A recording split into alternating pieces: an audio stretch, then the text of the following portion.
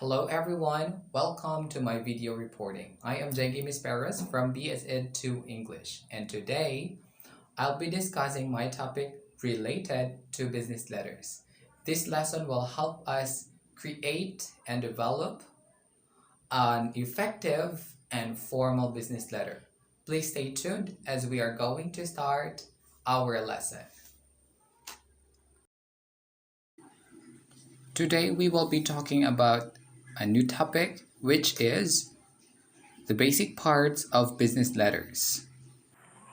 In business letter, we consider 7 basic parts, namely heading and the date line, inside address, the salutation, the body, the complementary clause, the signature line, and the enclosures.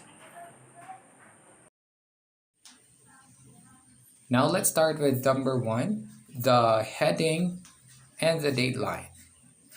Okay, so the heading and the date line in a letter or the letter heading, typically found in the upper left hand corner of the page, introduces you to the recipient or the sendees and includes important contextual information such as your name, return address, phone number, email, and date. This part of the letter is about yourself, the sender, that the sendee can know where the letter come from or who wrote the letter. Taking this one as an example, we can see here the name of the street or the address, and the email address, and then the date. Everything here is part of the heading or the heading and the date line. It is about the information of the sender written on the letter. Let's proceed to the second part of the business letter. Number 2 is the recipient's address. So the recipient's address, or this is the address you are sending your letter to. Be sure to make it as complete as possible so it gets to its destination. Always include the title names such as doctor if you know them. So the recipient's address is the address where your letter will be sent and where your sendees will receive the letter. And it is important that we know how to call them, or we know their names and the address they wanted to make your letter more formal for them. So considering this one as an example, after the date line, we have the recipient's address. Miss Riley Jones, Rivertech, 90991 Rivertech, Dr. STE 1.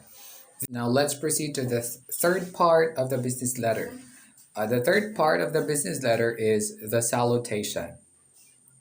Okay, so the salutation or the greetings, commonly known as greetings, in a business letter is always formal. It often begins with dear, then the person's name. Once again, be sure to include the person's title if you know it, such as Miss, Mrs., Mr., or Doctor. If you're unsure about the person's title or gender, then just use their first name. For example, you would use only the person's first name if the person you are writing to is Jordan and you do not know whether they identify as male, female, or non-binary. The salutation always ends with a colon. Moving on to the number 4, we have the body. This is the message of the letter. A message that varies depending on the purpose and type of business letter being transacted. Whatever, this is generally organized with the beginning, body, and ending. The body of the letter also shows the intention. What's the sender's intention of the letter being sent to the sendee? So this is one of the most crucial part, as it shows exactly the message of the letter. Down to our number 5, we have the complementary clause. What is a complementary clause? The complementary clause is a short and polite remark that ends your letter. The clause begins with the same justification as your date and one line after the last body paragraph. Capitalize the first word of your closing, like thank you, and leave 4 lines for a signature between the close and the sender's name. A comma should follow the closing. In number 6, we have the signature line. So in writing the signature line, we need to skip at least 4 lines after the close for your signature, and then type out the name to be signed. If you're printing this letter out and sending it by mail, you will sign your name in pen. This line will include your first and last name and often includes a middle initial, although it is not required. You may put your title beforehand to show how you wish to be addressed, such as Miss, Mrs., or Doctor. The signature should be in blue or black ink. Part of a business letter may or may not be included in a letter because it depends on the situation or the purpose of the business letter that you're sending. So for number 7, we have the enclosures. Enclosures is if you have any enclosed documents, such as a resume. You can indicate this by typing enclosures, 1 line below the listing. You also may include the name of each document. Here we have an example of a business letter. As you can see, the business letter here uses a full block style. Everything is justified to the left. So given the 7 basic parts of the letter, we can see in the above corner, it shows the headings, which contains the author's information, the date, then the recipient's address. Both are above, on the above corner. Next to it is the salutation, which commonly begins with the word dear.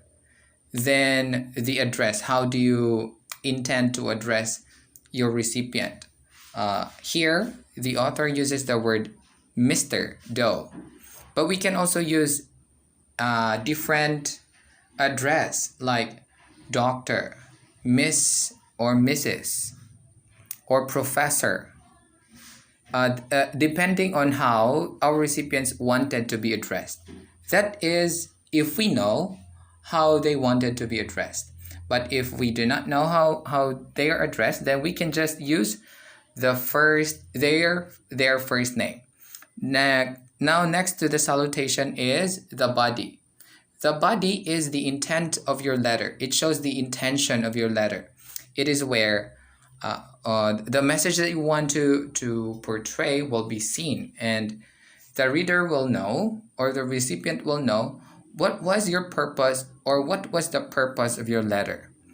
Next to the body is the complementary clause. Here he uses, or the author uses, the word sincerely. Well, there are a lot of words we can use for complementary clause. For example, sincerely yours, as given. Thank you could also be used, but it's less formal. Truthfully yours. What else? A lot of things. A lot of words that can be considered a complementary, that can be used as complementary clause. After complementary clause, we have the signature line. Signature line is the name of the sender and the signature of the sender. Well, this portion below is what we considered the signature line. This is where you write You write the author's, or you write your name as the author, and then you sign it up. Well, we did not include the enclosures, as enclosures can usually be used when you are applying a job, or you are passing a report to a superior. That is when we are going to use enclosures, because enclosures are the items that is attached to your letter. Here is another example of a business letter.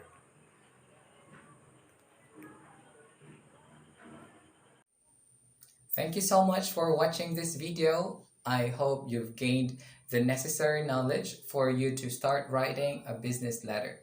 Well, if you have any questions and clarifications, you can drop them on the comment section below, and I will do my best to answer all of your questions. Have a great day, and goodbye.